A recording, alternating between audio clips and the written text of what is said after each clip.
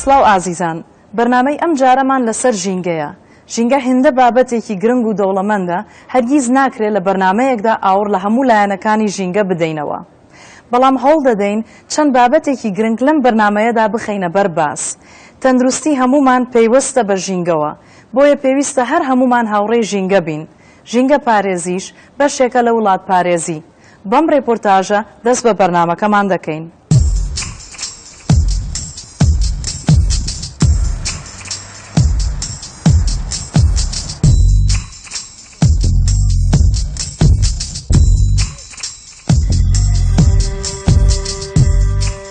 ئەم گۆزەویەی کە ئێمەی مرۆڤ لەسەری دەژین بۆتە چاوگەی خواردن و خواردنەوە و جێحەوانەوەی ئێمەی مرۆڤ. هەر زەرەرێکی پێ بگات زەرەرێکە لە مرۆڤایەتی و هەموو گیانلەبەرانی ئەم گۆزەویە.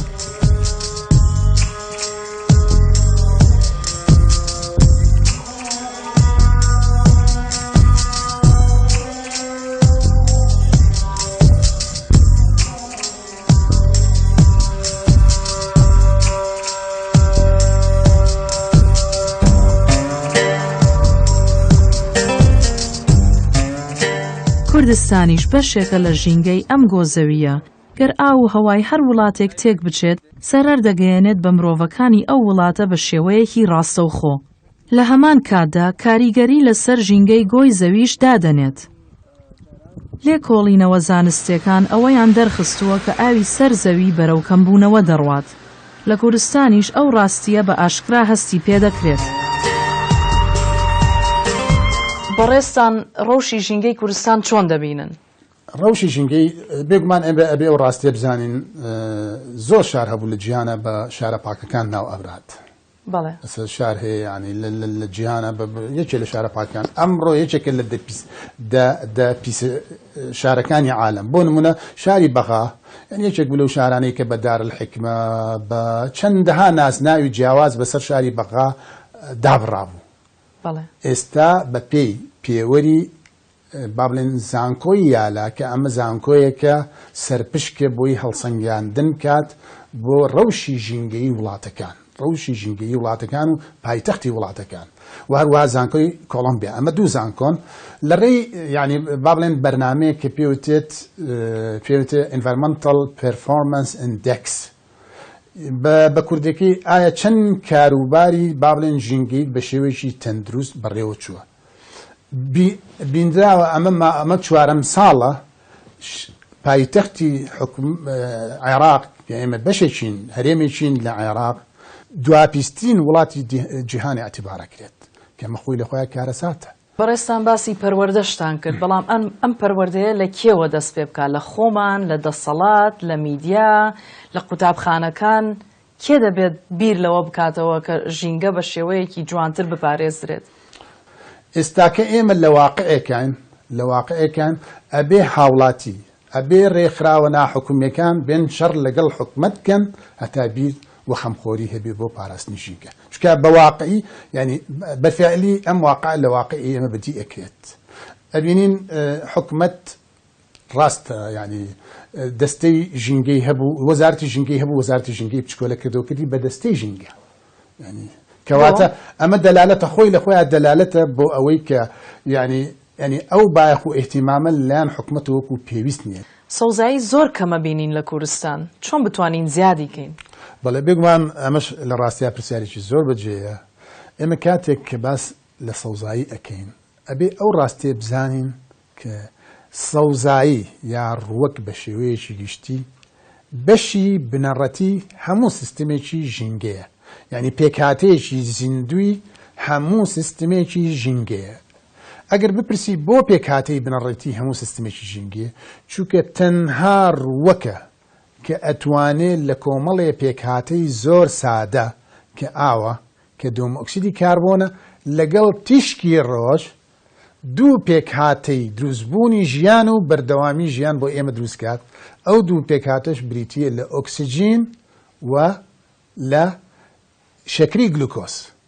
و لەم شەکری گلوکۆسەوە هەموو پێداویستی خۆراکیەکانی تر دروست ئەبێت. کەواتە ئەگەر سەوزایی یا ئەم ڕووەکە نەبێ یا ئاستەکەی کەم بێتەوە باڵانسی ژینگە ئەشێوێت. و ئێستاکە لە شاری سلێمانی ڕێژەی سەوزایی نزیک 9 لە 5 لە سایە ئەگەر ئێمە حسابکەین لە ڕۆژێکا چەند لتر سوتەمەنی ئەسووتێت لە شاری سلێمانی بەس بنزین نزیکەی 2 ملیۆن و نیو لیتر ئەسووتێت کەواتە 2 ملیۆن و نیو لیتر یعنی من 5 لە ماوەی چەند لە یەک ڕۆژ 2 ملیۆن و نیو لیتر سوتەمەنی بەس بنزین ئەسووتێت ئەمە بەپێی ئاماری سەرچاوەکان کەواتە کە من 2 ملیۆن لیتر بسووتێنم بەرامبەر ئەوە تەنها گازی دۆمۆکسیدی کاربۆن 5 ملیۆن کیلۆ گازی دۆمۆکسیدی کاربۆنەکەمە برجی هەواوە ئەنجا حساب بکە چەند مێگاوات کارەبا بە ڕێگەی مۆلیدە بەرهەمێنم هەر مێگاواتێک بەلایانی کەم تەنێک دۆمۆکسیدی ئەکات چەند تەنچی منتۆ بەکارهێنم کەواتە ئەم گازانە تێکەڵ بە بەرجی هەوا ئەبێت و تەنها سەرچاوە کە توانێت باڵانسی CO2 ئۆکسیژین ڕاکە یا ئەم دۆمۆکسیدی کاربۆنە کەم کاتەوە لای من ڕووەکە چکە ڕووەکە دۆمۆکسیدی کاربۆن بەکار ئەهێنێت پێداویستی خۆراکی لێ دروستەکە و ئەیکا بە ئۆکسیژن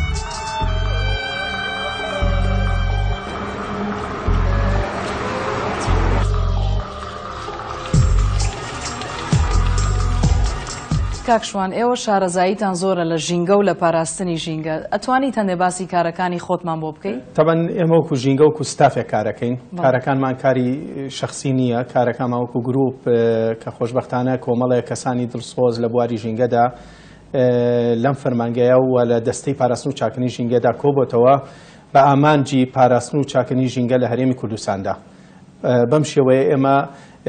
ئەرکەکان دابەش کراوە بەسەرماندا کۆمەڵێکمان لە بواری فەنیە کە واتە بواری هونەری کە بۆ مەرجانان بۆ کارگەکان و ڕێنماییکردنی کارگەکان بەوەی پابند بە ڕێنمای ژینگەیەکانەوە کار دەکەن و کۆمەڵێکی تر لە فەرمانبەرەکانمان لە ڕووی بگای هۆشیارکردنەوەی کۆمەلگاوە لە بواری ژینگەدا چونکە تا ئاسی هۆشیاری ژینگەی لە ناو کۆمەلگادا بەرز بێتەوە ئەوەندە ئەتوانین بڵێن ژینگە لە وڵاتەکەمانە پێشکەوتووە. کاکشوان باسی پەروەردەت کرد لە قوتابخانەکان. ئەم وەرکشۆپانە چۆنن ئەم پەروەردەیە چۆنە ئەگەر بڕۆن بۆ قوتابخانەیەک چیان فێرەکەن؟ ئێمە ساڵانی ڕابردوو ئیشەکانمان زیاتر سەردانی مباشر بوو بۆ قوتابخانەکان مەسەلەن کۆڕ و سیمینارمان بۆ قوتابیان هەگەرت یا مەسەلەن هەڵمەتی نەمام چاندن هەڵمەتی هۆشیاری هەڵمەتی پاکردنەوە لەگەڵ قوتابیاندا یا مەسەلەن لەگەڵ قوتابیاندا هەڵەستان بە هەڵمەتی هۆشیاری ژینگەی لە ناو دەوروبەری قوتابخانەکەیە بەس پار ساڵ دەستەی پاراستن و چاکنی ژینگە بە هاوکاری وەزارەتی پەروەردەی حکوومەتی هەرێمی کوردستان پرۆژەی یانی ژینگەیمان دامەزراند کە ئەم پرۆژەیە بریتی بوو لەوەی کە سەرجەم قوتابخانەکانی هەرێمی کوردستان یانەیەکی ژینگەی تا دروستکرێ ئەویش بەوەی کەوا مامۆستایەک لە هەموو قوتابخانەیە وەکو ڕابەری ژینگەی دەستنیشان بکرێ و ئەو مامۆستا هەڵسێ بە دروستکردنی گروپێک یا تیمێک لە قوتابیانی قوتابخانەکە ئەمە پێکەوە هەڵسن بەوەی کەوا چالاکی ژینگەی لە سنووری ئەو قوتابخانەی خۆیان ئەنجام بدەن. لە کوردستان چەند بەنداوێکمان هەیە ئێستا لە بەنداوی دهۆکین وەکو دەبینن ژینگە زۆر بە جوان و پاک و خاوێنی ڕاگیراوە بەڕاستی دڵخۆشکەرە ئەگەر ئێوەش لەم شوێنە بۆستن کە منی لێوەستاوم زۆر دڵخۆش دەبن.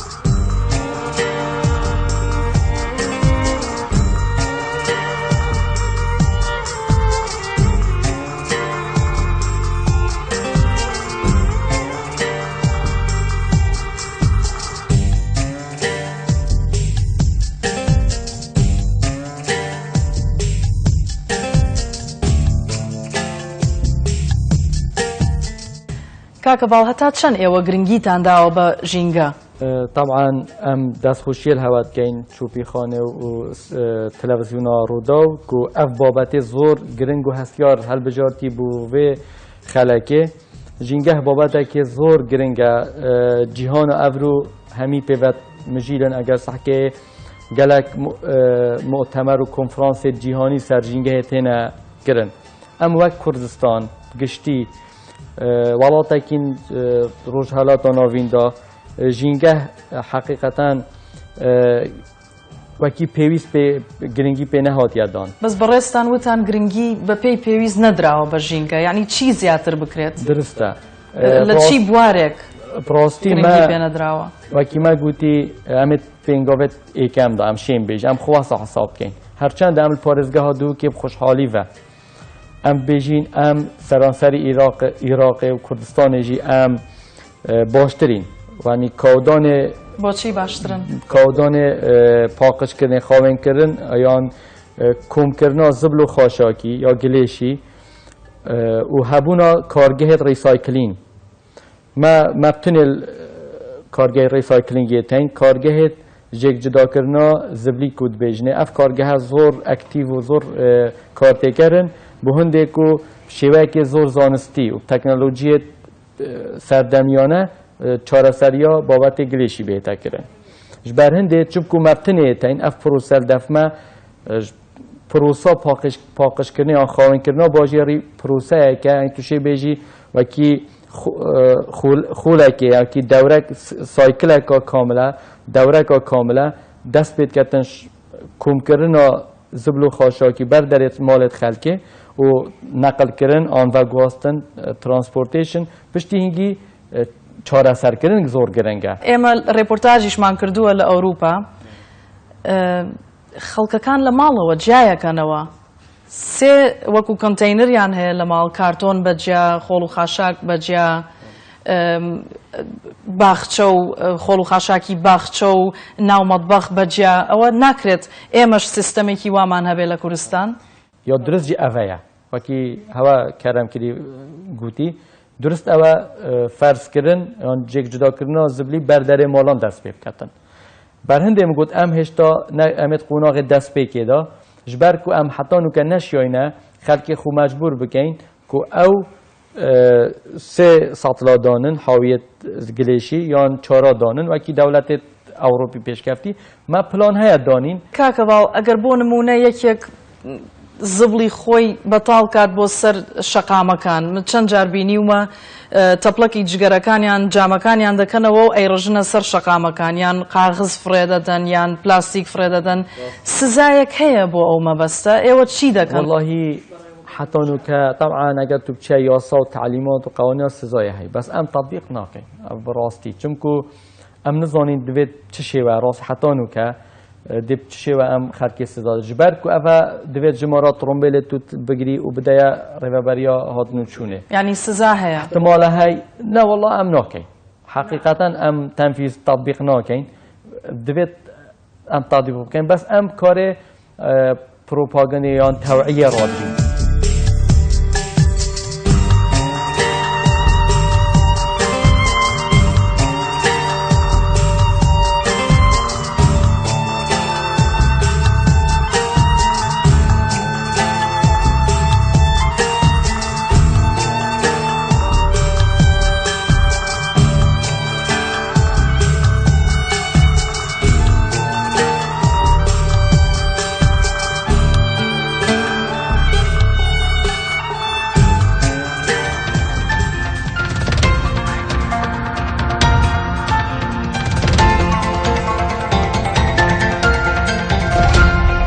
خاشاک واتە زبڵ چۆن هەڵسوکەوتی لەگەڵ بکەین ئەو پاشماوەیی کە مرۆڤەکان بەجێی دەهێڵن گرفتێکی زۆر گەورەیە بۆ سەر هەموو وڵاتان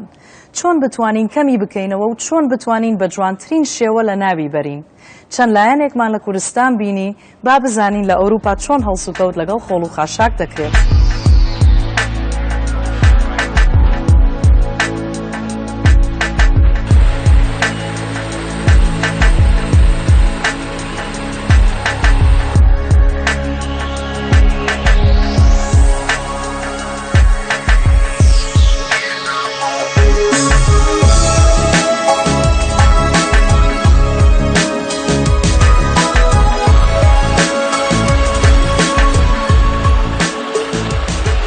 لە وڵاتە پێشکەوتۆکاندا هەوڵ دەدەن کەمترین خۆڵ و خاشاک لە دوای خۆیان بەجێ بێڵن هەر مادەیەک دەگەڕێننەوە بۆ جێگەی خۆی دووبارە کارگەکان بەکاری دەهێننەوە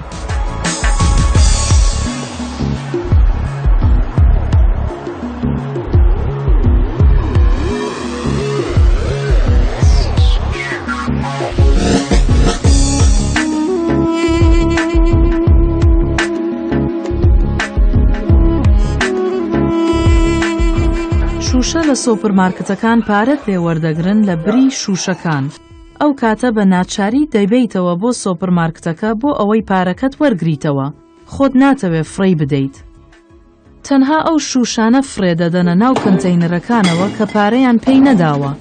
چونکە بە گوێرەی یاسا دەبێت لەگەڵ خۆڵ و خاشاکدا تێکەڵی نەکەن.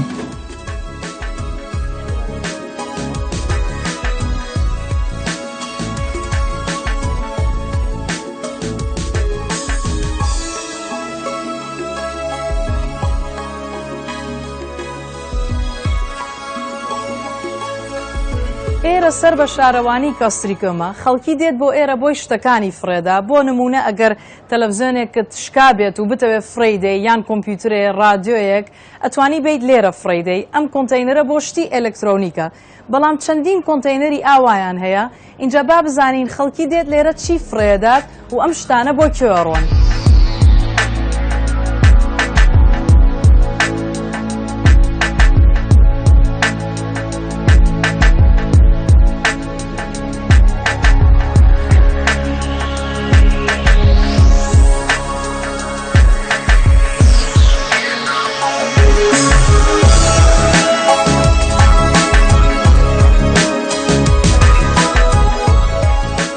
شوێنە کوێ و خەڵک چیە هێنن بۆ ئێرە؟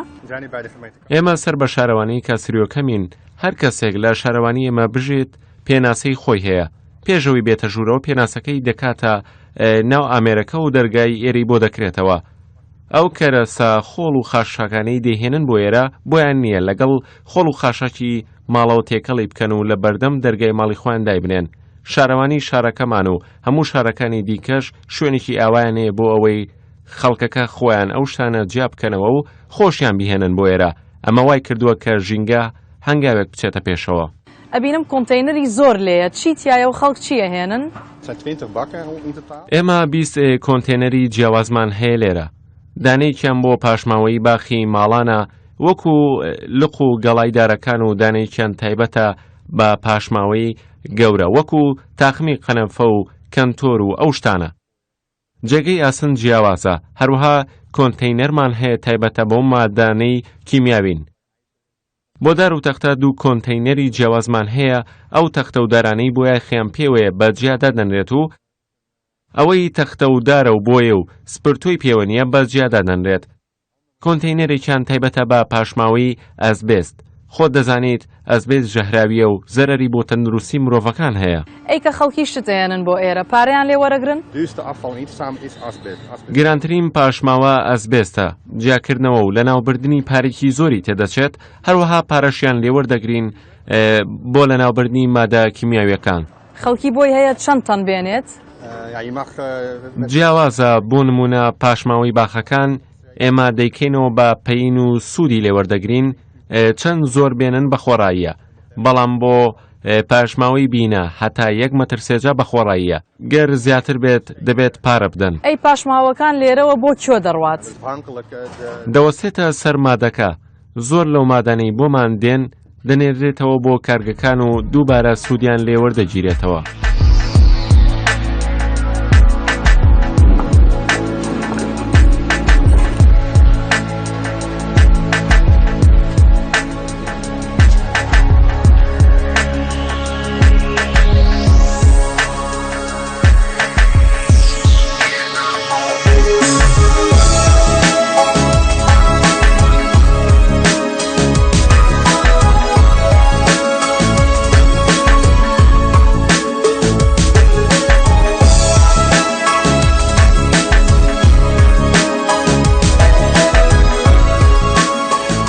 دەبینن بە پاسکیل هاتوومە بۆ ئەم شوێنە کە چەندین کۆنتەینەری جیاوازی لێە بۆ فرێدانی ڕۆژنامەی کۆن و کارتۆن و پلاستیک و جل و بەرگ و شوشە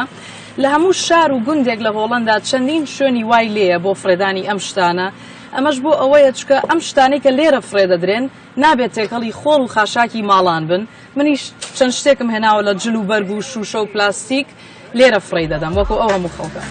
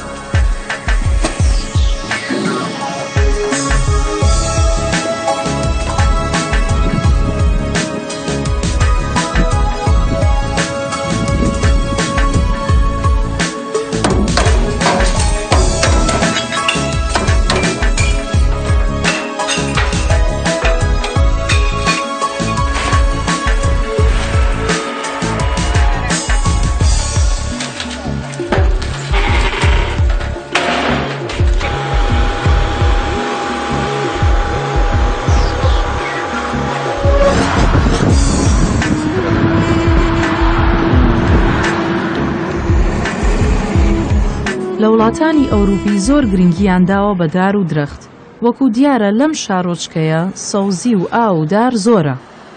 بە شێوەیەک هەندێک جار ماڵەکانیانی داپۆشیوە، زیاتر وەکو شوێنێکی گەشتیاری دێتە پێش چاوی ئێمە. چەند سەوزایی زیاد بێ هێندە ڕێژەی ئۆکسجین زیاد دەبێت و کاریگەری خراپی کارگە و ئۆتۆمۆبیلەکان کەم دەکاتەوە.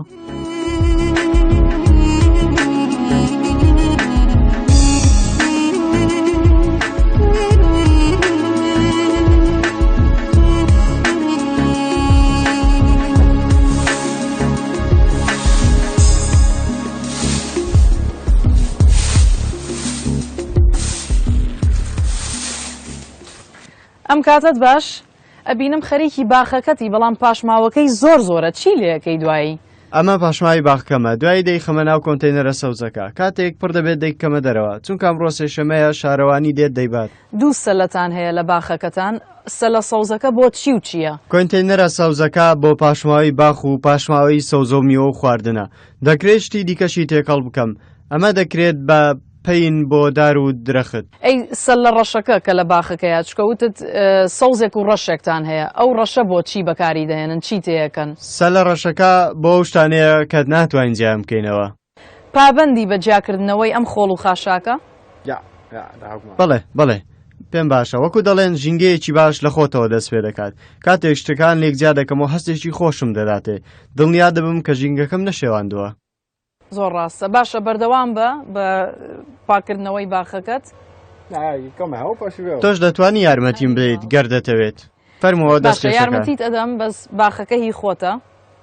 ئەبێ دوای تۆزێک زیاتر تۆ پاکی بکەیتەوە بەڵام بەسەر چاو یارمەتیت ئەدەم ئێستا بێت چی بکەین؟ جارێ ئەم گەسکەم لێوەرگرا منیش ئەو سەرە خۆڵ ڕێژە دەێنم.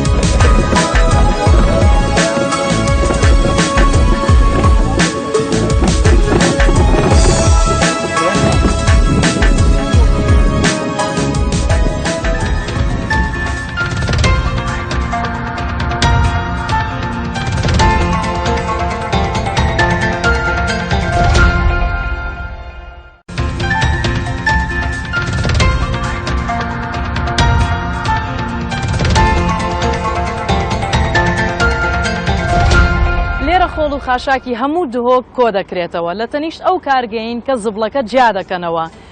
2000 تەن خۆڵ و خاشاک دێت بۆ ئێرە ڕۆژانە بەڵام توانای کارگەکە تەنها 500 تەن دەتوانن جاکەنەوە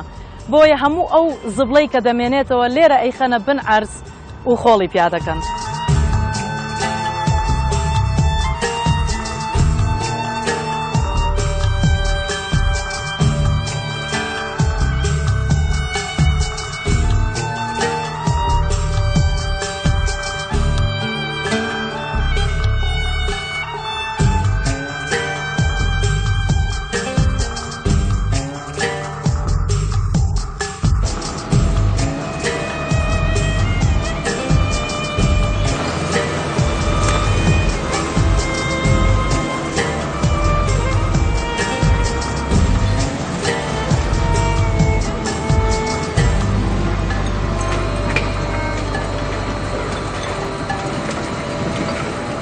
ماندوونە بن کاک ئیسماعیل ئیشی ئێوەش بەڕاستی زەحمەتە سپاس کە توانیمان بین بۆ ئێرە ڕۆژانە چەند تەن زبڵ و خۆڵ و خاشاک دێت بۆ ئێرە؟ البێرێ بۆمە بەرەکە فەوارە بین 1000 حتى 1200 طن اش تقريبا بيجمتا 80 حتى 85 صديش اش باجرفانيا دهوكي حمي نسنتري دهوك حمي الجل باجر ديت بشيجي بومت تدبيري 1000 حتى 1200 طن بس بشتي افواره هاتين راسي بقابي يقل 2000 او 2200 طن رجعنا بومت تدبيري کەپاسیتیا هەردوو خەڵێتمە چێکرین پێک بە هەکەم دەنەشۆلی 1000 تانە لە ڕۆژێ یعنی هەکەم هەردووکاش دەنەشۆلی ئەم دەشێن 1000 تانە وەرگرن کۆم سۆرتێک بکەن بەس وێگاوێ مە هەندە مە تاقەت نەجبەرەوە مەشاکلێت بۆ جێیوە ئەمێ خەڵێکی بتنەی دەنەشۆلی ئەمێ 300 حتا 400 تانە وەرگرن یدی ڕاستی چتە مەجایەکی وێرانێ دانای چتە وێرە ئەمێ بناخ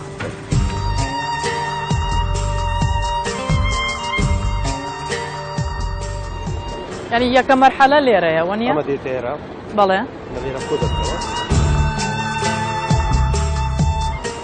کاک اسماعیل بەڕاستی هەستێکی ناخۆشت بۆ دروستە بێ کە لێرە ڕادەوەستی یعنی کە دەڵێم ئیشی ئێوە زەحمەتە بە خۆڕایی وا ناڵێم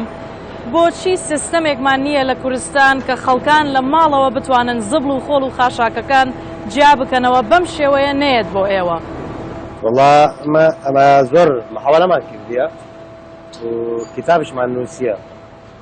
مقتەرەحاتماندایە ئەوش نەکەن ئەمە نارێن بە وەکو ئەوڕۆپا بی بەس ئەمە دەتوانن شتێکی کەم گوتمان لە بیدایەتەوە لە دەستپێکردن بە دوو شتمە لۆمان بکەن کێ بۆتان بکە یعنی وەختی ئەو کۆنتڕاکتی دروست دەکەن لەگەر شەریکاتی ئەهلی ئەوانەی زبل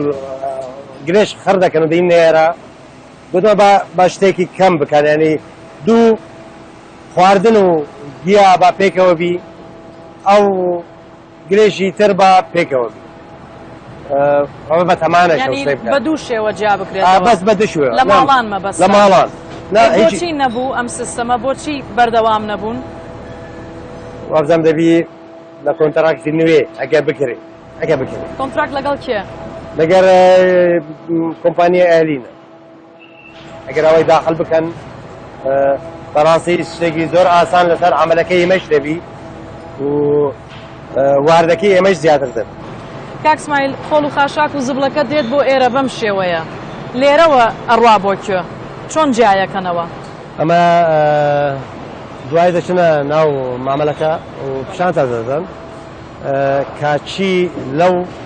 گلێشەی دەکەین تر پێکەوە بچن باشترە باش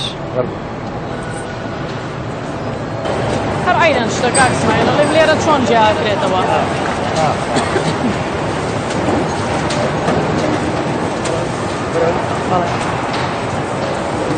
باس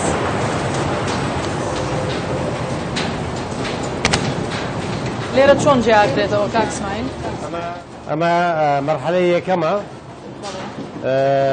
دەبی شتی گەورە پارچەی گەورە نەچنە ناو سیف درامەکە تا کونی سیف درامەکە نەگری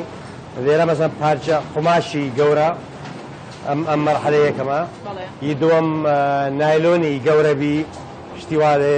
جیاواز دەکات ئەوەی تر دار و داری گەورەبی پارچەداری گەورەبی ئاسنی ترە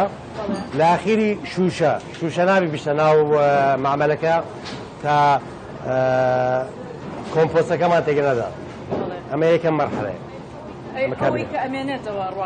ئەمە دەشتا مەرحەلەی دووەم دەچە ناو سیف درام لە سیف درام لەوێ لە 0 تا 6 میلیمتر مادەی لێ دەگری ئەوەی دێتە خوارێ ئەمە پێدەرێن ئۆرگانیک ئەمە ئەو دروست دەکرد لە بۆ سەمادێک ناوی کۆمپۆستە ئەوەی تر دوای مەراحلی تر دەشتا ناو معمەلەکەی بشان دەدەن ئێستا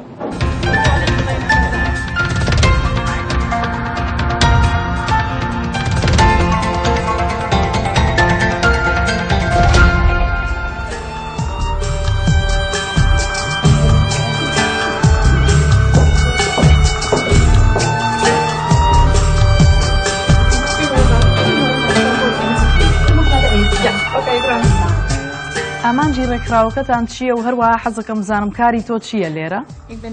من سەرۆکی بەشی خواردنم لە ڕێکخراوی بەرگری ژینگە. بەرگری لە ژینگە واتە پارێزگاری لە ژینگە دەکەین و بەرژەوەندیەکانی خەڵکی لە بەرچاو دەگرین. ئەی کاریگەری ئێوە چییە لەسەر کۆمپانیەکان و دەسەڵات؟ ئێمە ڕێکخراوێکی گەورەین لە هەموو هۆڵەندا و دەرەوەی هۆڵەنداش چەندین گروپی ترمان هەیە. لە شارەکانی دیکە و هەموو پێکەوەکو نێتوەرکێک لەگەڵ خەڵکدا کار دەکەین بۆ ژینگەیەکی باشتر. ئێمە سێ بەشی سەرەکیمان هەیە. یەکەمیان کشت و کاڵ و خواردن، دووهەمیان وزە و سامانە سروشتیەکان و بەشی سێمیان تایبەتە بە هاتوچۆ بەڕاستی گەرسەیری ئەو وێنەیە بکەیت بۆ دەردەکەوێت کە ئاو و هەواکەمان چەندە پیسە بە بۆنەی ئۆتۆمبیل و ئامرازەکانی گواستنەوەوە. ئەو خەڵکە لەو وێنەیەدا لە پێش پەرلەمان وەستاون و پیشان دەدەن گەر خامێکی سپی لە دەرەوە هەڵبواسیت چەند پیس دەبێت.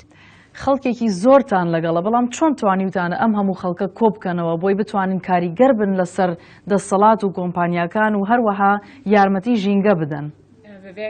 ئێمە هەوایەکی پاکمان دەوێت، بۆیە لەگەڵ خەڵکەکەدا چوینە دانهاخ و پێیانمانوت سیرکەن هەواتان چەند پیس کردووە، ئێمە هەوای پاکمان پێویستە، دەبێت هەوامان بۆ پاک بکەنەوە. تێستمان کرد لەسەر ئەو میوە و سەوزانەی کە لە سوپەرمارکێتەکان دەفرۆشێن، بینیمان ڕێژەیەکی زۆر ژەهری تێدایە بەهۆی ئەوەی کە جوتیارەکان کیمیاوی زۆر بەکاردەهێنن. پاشان لەگەڵ عەلوەکان و بازرگانەکان قسەمان کرد. دوای ئەوە خەڵکێکی زۆر تووڕە بوون لە دەسەڵات و بەخۆپیشاندان لە دانهاخ دەستمان پێکرد و لە ئەنجامدا بردمانەوە و ئێستا میوە و سەوزە زۆر لە جاران باشترە. خوێنمەوە کە لە 2005 7,000 کەس بە چالاکیەکی زۆر گەورە هەڵسان. ئەو چالاکیە چی بوو؟ ئەنجامەکەیشی چی بوو؟ ئەوەی کە گرنگە دەبێت ئێمە بە بەڵگەوە بچینە پێشەوە. بۆ نمونە کاتێک کە داوامان کرد هەوامان بۆ پاکڕاگرن، پێش ئەوەی بچینە پەرلەمان بە پێوەرێک هەوای ناوشارەکانمان پێوە تێستمان کرد. بەڵگەی تەواومان بەدەستەوە بوو کە هەوای وڵاتەکەمان پیسە. ئەوەش گرنگە کە بزانین دەچین بۆ لای کێ هەندێک لە پارتەکان گرنگی زۆر دەدەن بە ژینگە. ئێمە لەو پەیوەندیانەدا باشین، دەزانین چۆن دەست پێ دەکەین و چۆن ئەنجامی باش بەدەستدەهێنین. ئەبینم لەگەڵ زۆر وڵات چالاکن و کار دەکەن، نەک بەس لە ئەوروپا، لە دەرەوەی ئەوروپاش ئامادەن لەگەڵ کوردستان ئیشکەن؟ ئێمە توانیومانە 50 بۆ 60 گروپ لە دەوری خۆمان کۆبکەینەوە و بە بەردەوامی لە پەیوەندی داین لەگەڵ خەڵکدا. خەڵکێکی زۆر هەیە بە شێوەیەکی ڕاستەوخۆ کێشەیان بۆ دروست دەبێت لە کاتێکدا کە پارێزگاری ژینگە ناکەن. ئێمە ئەوانە دەدۆزینەوە و پێکەوە داوای گۆڕانکاری دەکەین. ئێمە تۆڕێکی باشمان هەیە و ئامادەین لەگەڵ کوردستانیش کار بکەین. لەگەڵ زۆربەی وڵاتانی ئەوروپا کار دەکەین و لە دەرەوەی یەکێتی ئەوروپاش کار دەکەین، بۆ نمونە ئەندۆنیسیا. ئێمە دەبێت بزانین لە چی شتێکدا یەک دەگرینەوە، دوای ئەوە دەتوانین پێکەوە کار بکەین. هەر ئاواش دەستمان بەکارکردن لە ئۆکرانیا و ئەرجەنتین کرد. زۆر سپاس دەکەم بۆ ئەم چاوپێکەوتنەوە و هیوای سەرکەوتن بۆ ئێوە و ڕێکخراوەکەتان. زۆر سپاس. سپاس بۆ ئێوەش.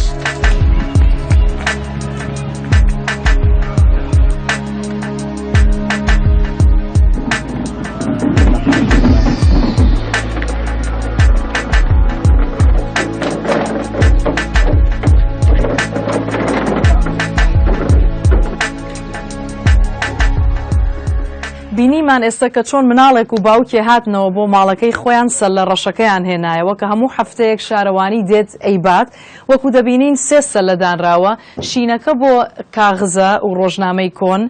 سەوزەکە بۆ خۆڵ و خاشاکی ناو مەتبەخە وەکو میوە، سەوزە و هەروەها ئەو گەڵا و دار و درەختەکان کە لە باخچەکەیە مێنێتەوە توان بیکەنە ئێرە، ڕەشەکەش بۆ پلاستیک و خۆڵ و خاشاکی گشتیە. بەڵام حەزەکەم بزانم هەتا چەند ئەم خێزانە پابەندە بە جیاکردنەوەی ئەم خۆڵ و خاشاکانە. با بڕۆینە ژوورەوە. بینیم کە ئێستا هاتیتەوە لەگەڵ مناڵەکەت ئەو سەر لە ڕەشەکەت هێنایەوە. پێت گرنگە کە مناڵەکانت فێرکەی کە لە ئێستەوە خۆڵ و خاشاک بە جوانی جیاکەنەوە؟ لە ڕاستیدا بەڵێ پێم باشە، هەتا منداڵم فێریان بکەم ئەو کۆنتێنەرانەی دانراون بۆچی دانراون و دەبێت چۆن زبڵ و خۆڵ و خاشاک جیا بکەنەوە. ئەی تۆ پابەندی بەوەی کە دایم ئەم خۆڵ و خاشاکە جیاکەیتەوە؟ هەردەم بە دڵنیاییەوە لە وڵاتی هۆڵەندا هەموو شتێک جیا دەکرێنەوە بە جوانی. ئەوە شتێکی باشە، بەڵام پلاسی گرفتێکی گەورەیە، پێم وایە باش جیای ناکەنەوە، دەکرێت باشتر ڕێکی بخەین. بینیم لە دەرەوە کە 3 سەلەتان هەیە، لە هەموو شارەوانیەک هەیە کە 3 سەلە هەیە؟ ئەو بۆ 3 مادەی جیاوازە، بەڵام بۆ پاتری و شوشە و جل سەلەمان نییە لە ماڵەوە. ئەوە خۆم دەیبەم و لە نزیک سوپەرمارکێتەکەی لای ماڵمان کۆنتێنەری هەموو ئەو مادانە هەیە لێ فڕێ دەدەم. ئێستا لەو گەڕەکانەی پشتەوەی ئێمە تەستێکیان دەست پێکردوە و دەبێت هەموو شتێکە بەکاری دەهێنیت خۆت جیاوی بکەیتەوە. هیچ شتێک نابێت تێکەڵ بکەیت. گەر تێکەڵی بکەیت ئەو کاتە شارەوانی نایبات و دەبێت خۆت بیبێت بۆ شارەوانی. ئەوەی کە من ئەیبینم لەوە ئەچێت کەسێبی کە زۆر ژینگەی خۆش بوێ بەڵام زۆر کەسیش هەیە کە زۆر بە جوانی ئەم خۆڵ و خاشاکە جیا ناکاتەوە ئەتوێ چیان پێ بڵێ مەسەجت چییە؟ پێکەنی ناویە بۆچی یەکێک تەرخام کرێت شتێک پاک بکاتەوە کە من پیسم کردووە ئێمە هەمومان یەک سروشتمان هەیە بۆ بیشێوێنین ئێستا ئەوەت پاک کردووە ئەڕوا بۆ کێ ئەوە ئێستا بە جوانی دەیکەمە ناو جێگەکەی خۆیەوە کە کۆنتەینەرە سەوزەکەیە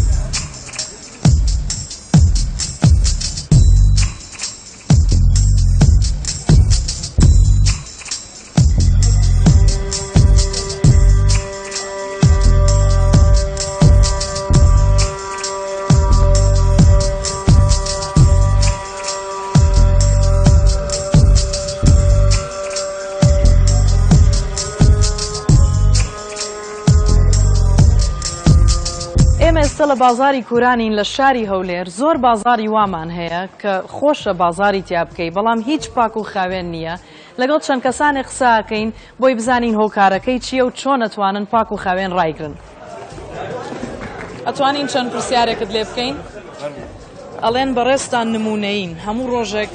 بەردەم دوکانەکەتان پاکەکەنەوە ئێستا ئێمەش لەوێت چاوپێکەوتنمانە کرد بینیم بەڕێستان ئێرە پاکەنەوە بۆچی پێت گرنگە پاک بێ پاکخانە لە ئیماندایە پاکخانیشش زۆر پیرۆزە بەخوا ئێستا پێش دوکانی خۆشم لەو سەرێتا ڕۆژ 2000 خان دەکەم باشە هاوڕێکەت دراوسێکەت لە پێش دوکانی خۆی شتی فرێداوە پەیامت چییە بۆ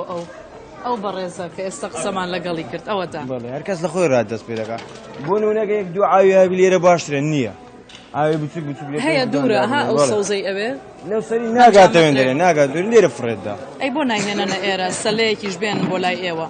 هینایەتیان وەڵی برێم شارەوانی هینایەتیان بەس دەشێنن خەڵک هێواران دەشێن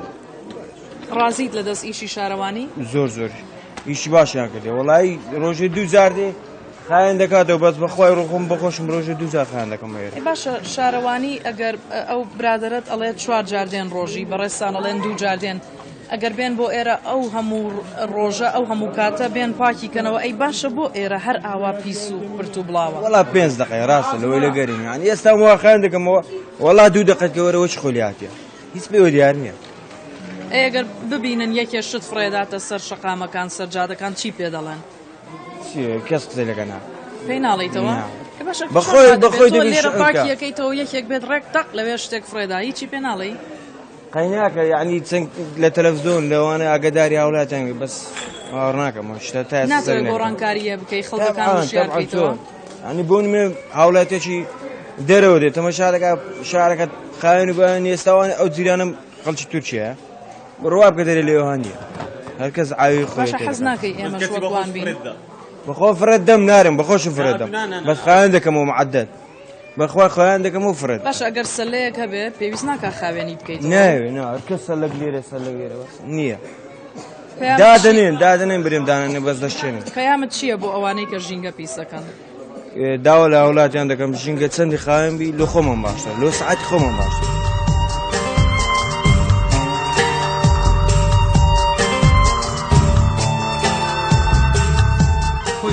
دەبی لە مەکتەبی ڕادەست پێ بگری مەکتەبەکان لە منداریەوە لە سەفیەکەوە دەست پێ بگرێتن مندار خاوێن بی مەکتەبەکەی خاوێن ڕابگری ئەو زانجی بکە دێتە ناو بازارەکەش خاوێن ڕاگری بەس ئەگەر لە مەکتەبی خاوێن نەکرا مندارەکە گەگەورەش بوو خاوێن نابی ینی بەڕێستان ئەڵێن لە پەروەردەوە دەست پێ بکات بەڵێ لە پەروەردەوە بەخۆی دەبی ئەوە دەست پێ بگری بزانە یابان بزانە دەوڵەتە ئەوروپیەکان لە پەروەردە ڕادەستیان پێکردیە ئەوەلی ئیحتیمامیان بە مەکتەبدایە ئەو زەهنجی ئێتەمامیان بە شتێکیە هەم علمی هەم خاوێنی هەم لە شتەکان لە مەکتەب ڕادەست پێکرای بەڕاستی لەوەی ڕادەست پێ نەکرای کابرا لە گەورەی بێتت خاوێن بیتن ئەگەر تو مندارەکەی خۆت لە بخۆت نارتە مەکتەبێ مامەسا بە خاوێن و بایۆنی ڕایگرت لەوێن دەرێت دیواری پیسمەکە ڕعلەکەت پیسمەکە ئەوەی پیسمەکە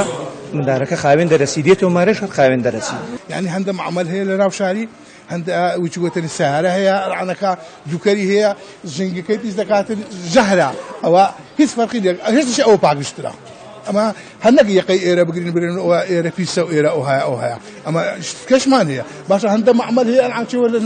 ئەو دووکەرە دێتەوە ناو شاری ئەوەی دەسووتێن ئەو زبرزارە دەستین ئەوتە لێرە لە کانی قڕژاری دەستێن حین ئەو زبرزارە ئەوستان حین دێتەوە ناو بۆن دێت بۆ ئێوە بۆ نایە خەڵک بە چەند کیلۆمەتر وچ گوتنی بۆن دەکاتن ئەوە دەکات دیو چێوە دەچی ئەوە چێوە دەچی ئەو دووکەرە چێوە دەچی ئەو پیسێ چێوە دەچی هەموو دێتە یان دێتن دەسەر ئەو سەوزە مۆزەی هەر دەستیتن دەنیشیتن سەوزەکە ئەمە دەخۆ بەڕێستان هاتوونە بۆ ئەم بازارە یان دوکانتان هەیە نهاتون بۆ بازارە بەڵێ پێتان چۆنە کە ئێرە دەبینن والله خب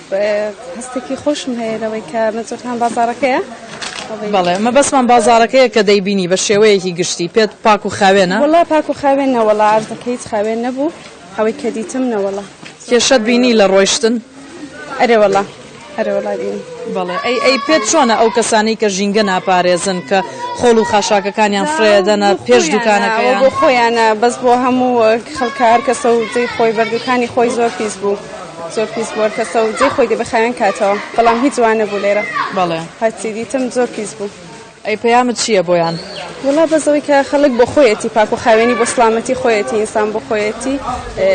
بەس بۆ کەس نییە هەر کەسە بۆ خۆی بێ وڵاتەکەش خاوێن دەبێ شارەکە جوانتر دەبێ نێو بازارەکە جوانتر دەبێ بۆ مەکە هاتووین هەر کەسە و شێوەیەکی جوانی دەبێری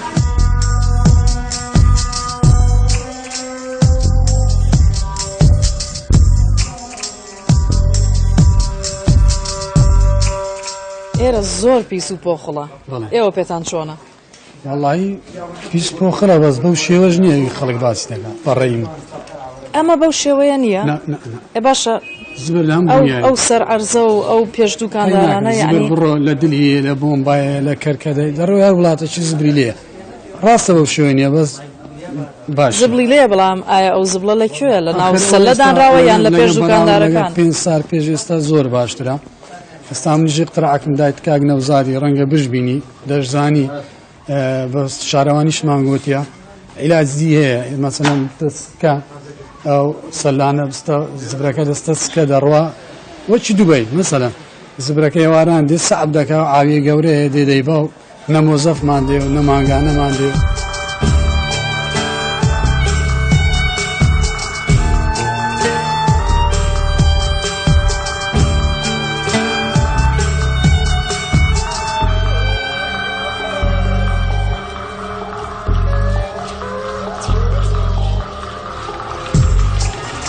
ئەوە خەتای چییە کە ناتوانن بە پاک و خاوێنی ڕایگرن سەلەیان نییە شارەوانی بەبێن بالاتیە و ئیشەکەی وەشوی گوتنی کەس دەنجێ ناکا دەرێ حیبە و گوناعە و ئەوانیش ئەوان نییە بنی وڵای ئەو مارانەوە خۆیان کردکردیا بە ئەمەز ئیشەکەی بە پختەی بکەیت سەمیرە خانم پێت چۆنە کە ژینگە بەو شێوەیە پیس دەبێ وەڵڵاهی هیچ ئەوەکەی دیاری نییە بری ئەو هەلە معنا بێزەلەتە ڕاستی ئارێ وەڵڵاهی ئەم ژینگەتان خۆش دەوێ ئارێ وەڵڵاهی ژینگەمان خۆش دەوێت جێمان خۆش دەوێت معنا ماوە کۆرانمان خاوێن باوێن بی گەر یاسایەک بێت بڵێ خۆڵ و خاشاکت دەبێت جا بکەیتەوە جای دەکەنەوە ئارێ وەڵڵا ئەم ڕازیمە بەو قسەتی دەکەیت تەحمولی دوو حەوێ دەکەن فەرمو ئارێ وەڵڵا باشە ئێوە یەک حەوێشتان نییە ئەخ من ڕاستی زای لە ئەوێم نییە حەویەکەی دەیمە دەرێ کابرای زبری دێن لێم ئەوە دەکا شر بە عاریدا دەدا دەبێ ئەمن ماجستی حەویە بکڕن ئارێ بە قورعان خۆتان دەیکڕن یان شارەوانی خۆمان دەی بکڕن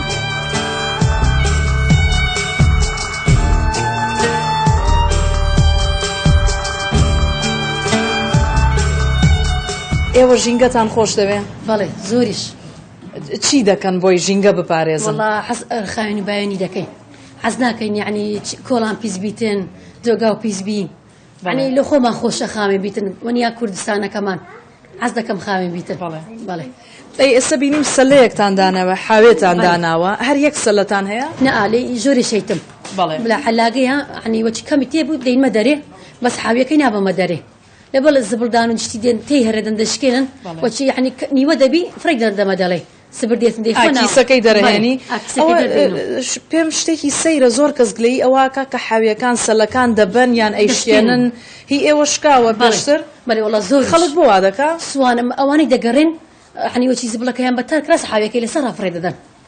زۆر ئەندەشکێن عنی خەرک زۆر لە گازان دەی ئەوانەی کە پاکیەکەنەوە خاوێنکەرەکان بەرێ بۆچی دەیشکێنن سوانم يعني إنك إيمان يكون أنا زوري ويعني كري استكم خرج دوري بات الدري هي لو ترسي هداش نانيتن أمنو تحلاقم تيرتي شاي زبري نيوه بيتن دەی بە مەدەری بخۆمە چی زبردێ دەزانم دەدەمە دەستیان پابندی بەوەی کە هیچ فرێ نەدەیتە سەر شەقام و جادەکان ئەگەر ببینن یەکێ فرێدات ئەتوانن یعنی هیچ شتێکی پێ دەڵێن پێت ناخۆشە بەڵام پێی دەڵێیت بەرێ تەعاملیش یعنی ناکەم لەو کوردستانەکەمان پیسبی کۆڵانەکە خاوێن بی لە بۆ خۆمانە